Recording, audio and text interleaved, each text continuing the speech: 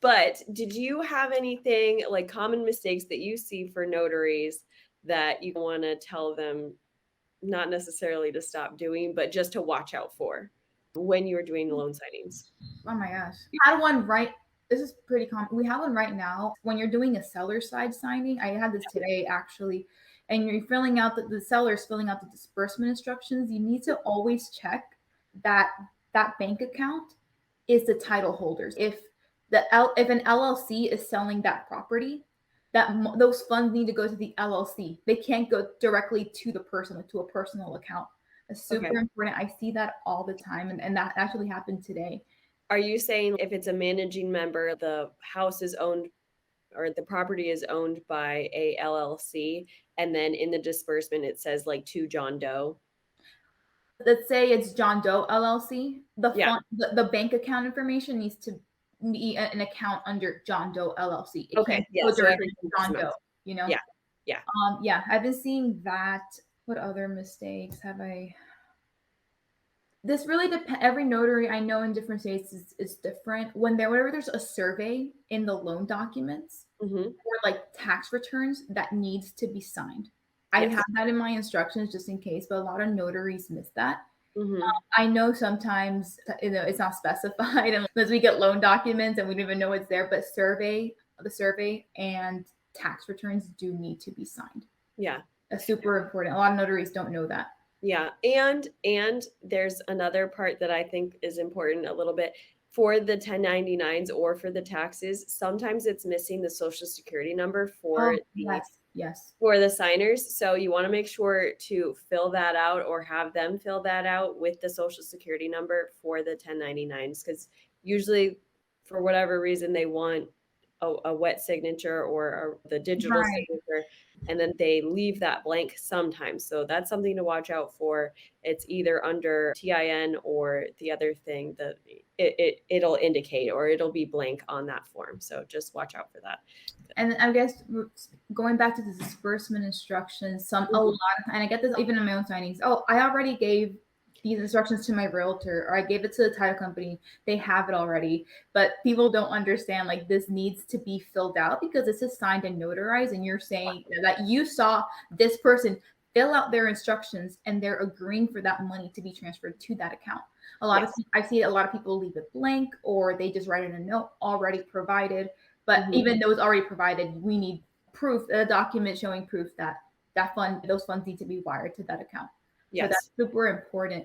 I'm trying to think of other common mistakes. We have an instruction sheet that we include with every signing, except for the RON, it's a little different. But for physical presence signings, we have an instruction sheet that we made with super detailed instructions, and we require the notary to initial it to make sure everything is spot on.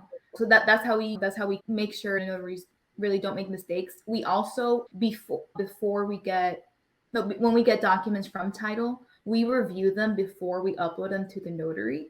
Just to make yeah, we do. It's a lot of work. That's why I'm telling you, like, we're always on, is because we try to avoid mistakes as much as possible. We review the loan docs just to make sure there's nothing missing, just to make sure if there's anything that needs to be initialed that they may not know, any common mistakes. We review those documents and then we relay those instructions to the notaries to make sure no mistakes are made, or anything like that. Yeah. So let's talk about what happens if there is a mistake, the ramifications, because I know that we talk like about how important it is, but I think that sometimes they think, oh, we'll just redo the documents, but it can have actual like monetary consequences. Talk about the consequences. Yeah. If you don't mind. No, absolutely not. It happens all the time. Like most mistakes that we see are really things that you don't have to go back, or like it's mistakes we see is that they forget to mark off physical presence or online notary, and that could be fixed. That's not an issue. The issue is when they miss a signature or miss initials. They have to go back to the signer to get that signed. And so how we handle that, as soon as we get scan backs, we are immediately checking it. If we notice a mistake, we're immediately call the notary and title both at the same time, so they're both aware. So title isn't just waiting there, has no idea what's going on. Hey, this signature was missing. Hey, this initial is missing. And we tell the notary this needs to be done as soon as possible. This needs to fund today or it needs to fund tomorrow, and this needs to happen before it makes it to FedEx. So we're in communication. From there, that's all really we can do. Yeah. And then it's really on the notary for them to fix a mistake. So we're human, we make mistakes, but as long as you fix it and you're doing your best to fix it, that's really all we care about. We really emphasize how time sensitive these things are, because if there's a loan signing today, you're signing a loan today, and you miss a signature and you don't get that signature until tomorrow, that loan isn't funding, meaning the buyer's probably not getting their keys today and the seller's not getting their funds today. And that's super, super important. So I think some notaries, they know how to do a loan signing, they know how to execute everything properly, but I don't know, I think maybe some notaries still, if they're not in real estate, they haven't been in the real estate world, some of them just don't know any better, and they just don't know how time sensitive these things are and how many things are at stake. Yes. Just because of one missing signature or one missing initial, or just because you didn't drop off the documents at FedEx on time. Yeah. Like there's people's houses, there's people's money in this. Yeah. And it's super important.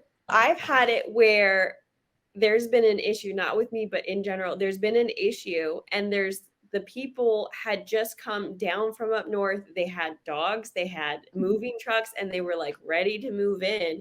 But because the funds weren't there, everything wasn't executed, I think they ended up staying at like some motel for however many days until they got everything figured out.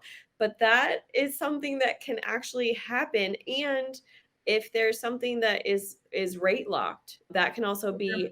Yeah, I was going to mention that. Yeah, that is. Do you want to go into? Yeah. So if you're signing a loan, a lot of interest rates, they have an expiration date. And if it's not signed, or if the loan docs are not approved by a certain date, and a lot of the times they are signing like one day before the expiration date, and that loan does not fund, they're going to have to re-sign a whole set of new loan documents, and their loan terms will change, meaning probably that interest rate is going to change or go up. Yes. And that's all because you couldn't, the notary probably, missed a signature and couldn't get it corrected on time. That's huge. So it's super important to get these mistakes corrected as soon as possible. So that is the reasoning behind doing the scan backs and doing all of the things on time, and why everybody is so, let's get this all done on time, because it can be very, very time sensitive. My favorite signings are the ones where the settlement date isn't until 5 days. Oh, yes, because you have like time. I love those. Those are my favorite. But those are the unicorns and not the norm. So, right. Yeah. But I did want to talk, I think you said about communication for the notary. How often do you want to hear from us as notaries? Yeah, we definitely want to know that you've confirmed the appointment right away, just because you need to be in communication with the signer. We gave you a certain time and date, but we don't know if the signer, I don't know, had an emergency, they can't sign at that time, or they're signing later. And obviously they're time sensitive. We need to know everything that's going on. So we need to know that you will be showing up to the signing at that set time. And if the signer, for some reason, can't make it at that time, we need to know what time these documents are going to be signed. Why? Because depending on the time you are signing, we know whether you're going to make it to FedEx or not. Yes. It's super important for these documents to make it to FedEx title. So yeah, we need to know when you're signing these documents, whether it's early in the morning or late in the afternoon, because that way we know when we can expect scan backs and when title can expect to fund these loan docs. And we need to know if there's any issues at the closing table. We have a lot of title directly contacts the notary, and we have no idea what's going on. Oh yeah. That happens too. So our clients will either directly contact our notary, or the notary will directly contact title. But then there's issues happening that we're not aware of, and that maybe we could have, mediated. We could have, it could have been taken care of, but then they got title involved and it gets messy. So we just need to know, when you confirm the appointment, are you showing up at that time? Did the time change? If not, please let us know and we'll give you the okay.